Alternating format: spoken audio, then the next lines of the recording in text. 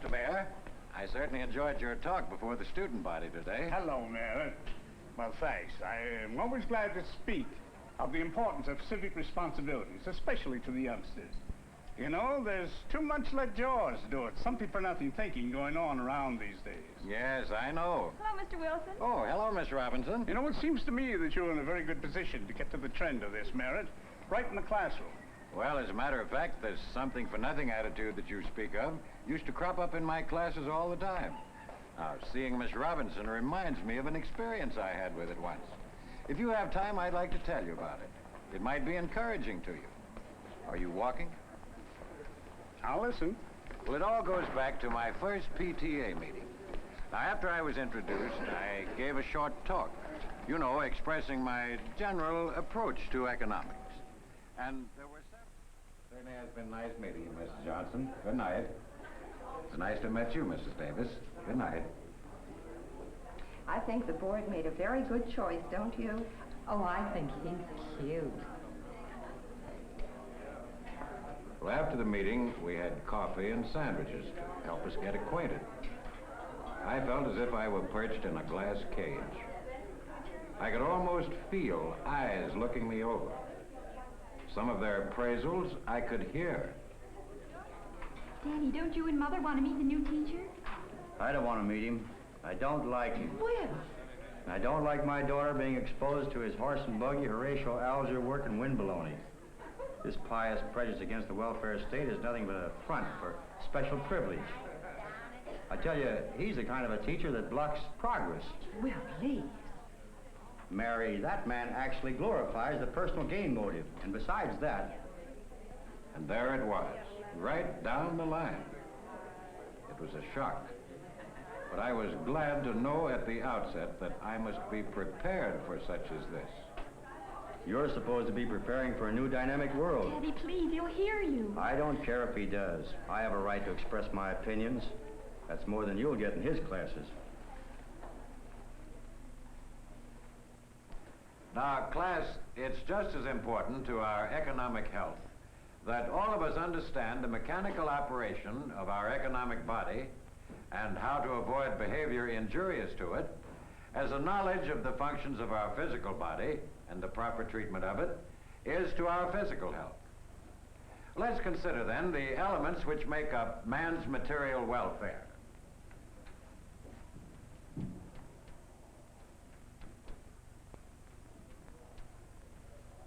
And suppose we analyze.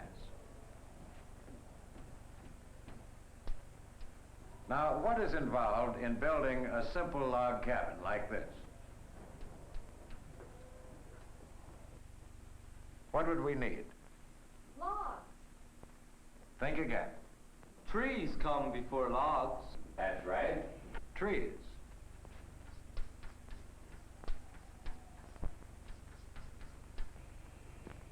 All right, now what else do we need?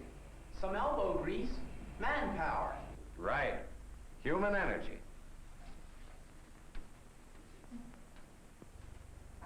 What else? Well, a man has to have something to work with, doesn't he? An axe. A saw. That's right.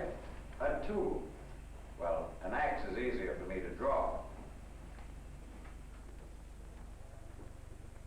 There. Now, this crude artwork illustrates that everything which contributes to man's material welfare is the product of natural resources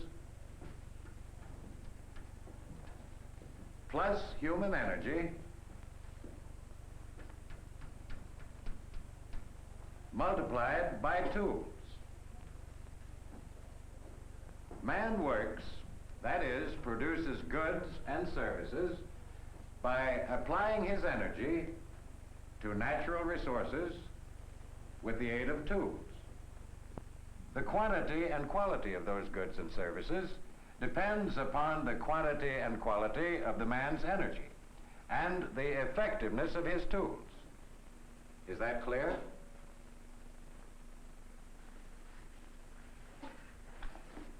Now, the man who works all day long plowing his fields with the help of an ox can probably raise only enough food for his own use. But if the farmer works all day long, plowing his fields with a team of horses, he can increase his food production. He can probably raise enough for 3 families. And if the farmer uses a tractor to plow his fields, he can raise his food production to enough for 5 families. Now you can see that since the human energy remains the same in all 3 of the food examples, the increase in man's material welfare is due to the improvement in the tool applied to the job. Now this is a simple illustration to show that man's material welfare has increased according to the increase in the effectiveness of his tools of production. And these tools came into being for the simple reason that people wanted to get ahead, and they were willing to sacrifice to get the tools. Is that clear? Gail? But people no longer get ahead as individuals. They get ahead as cooperative groups, not trying to tear each other down, but build each other up. No person can be secure economically as long as anybody else is insecure. The underprivileged must be rewarded according to their needs, and not just according to what they produce.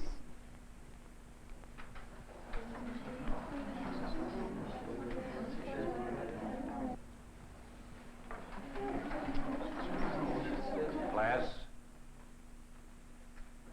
Gail is really quoting Karl Marx, who said, "From each according to his ability, to each according to his need." What do you think about it? Sounds fair enough.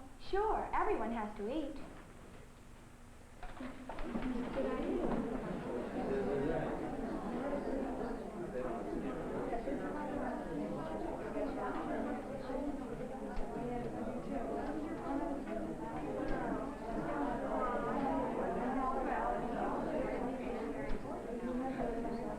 All right, class.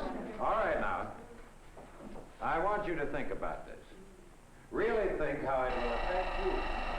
And we'll talk about it later in our next class.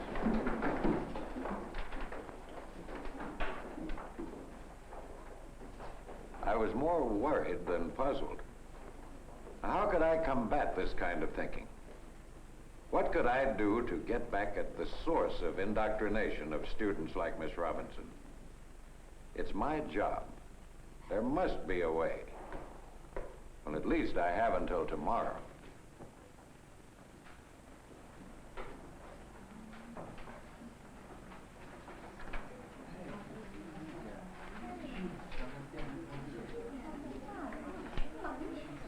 Well, class, there seems to be some surprise at the marks on your last test papers.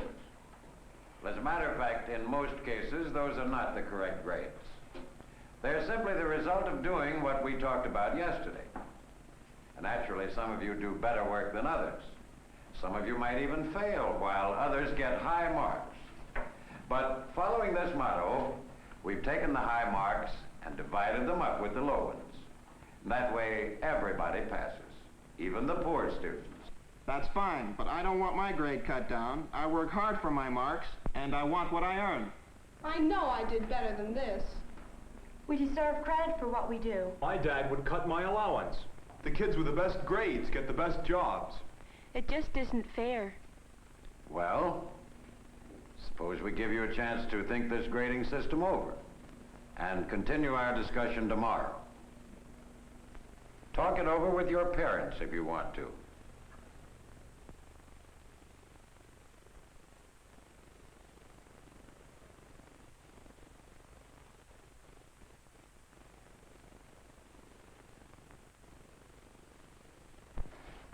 Hello, darling. How'd it go today? I really don't know, Mother. Oh, that's a strange answer. Anything wrong? No, not really. I'm just mixed up, that's all. Well, what's the matter, child? Well, look. That is a low grade for you, dear. Oh, but don't worry about it. You probably misunderstood the question. It could happen to anyone. You'll be able to make it up. Oh, it's not that, Mother. Yesterday, the teacher was telling us that American prosperity was based on personal progress and private ownership of tools of production.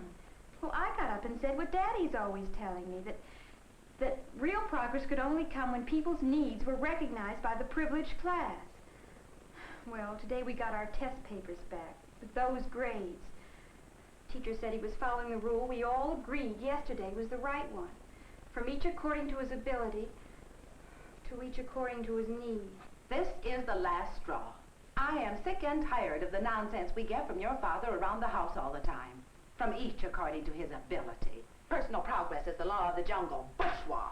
Just wait till he gets home. And what will you do, my love? Give me a kiss. What's for dinner? Now, will you listen to me? Gail, go set the table for dinner. Yes, Mother. No, you don't. Will, I'm serious. You've got to promise to quit filling this girl's head with all those silly notions that fly right in the face of nature.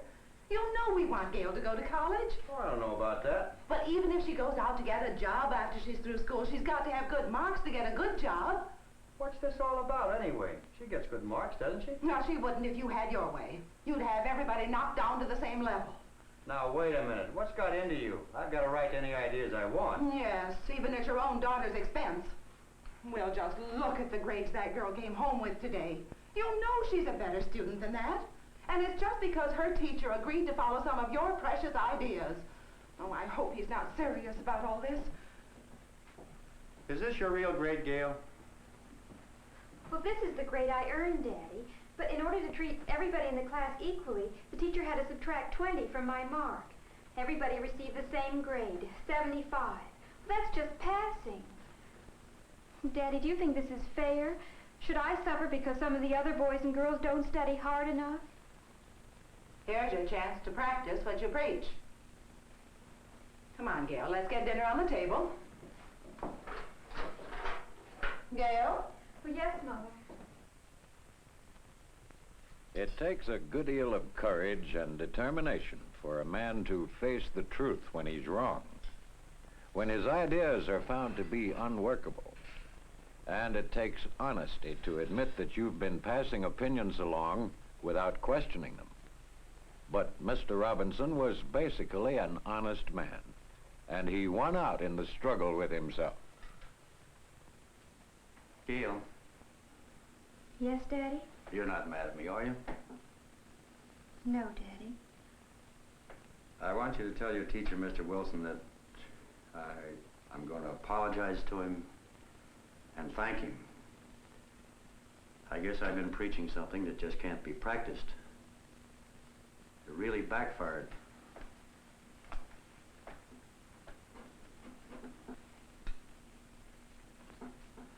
I'm very proud of you, and you're much better than the average, and I always want you to be. Thanks, Daddy. Well, the next day, Gail made a little speech before the class that really warmed the cockles of my heart. And the whole class agreed with her that incentive is an economic necessity. When I asked them what would happen to production if there were no incentive for adult workers, they answered that some sort of a policeman would have to make people work. Now, how's that for a happy ending? It's a wonderful story, Merritt. So beautifully simple. You know, Merritt, if you were eligible, I'd like you to run for city council. Well, thanks, Mr. Mayor. But I do have a good friend who really knows the score that I'm sure you could interest. Well, your recommendation is good enough for me. Who is he? Mr. Robinson, Gail's father. Well, I'll be... Think it over.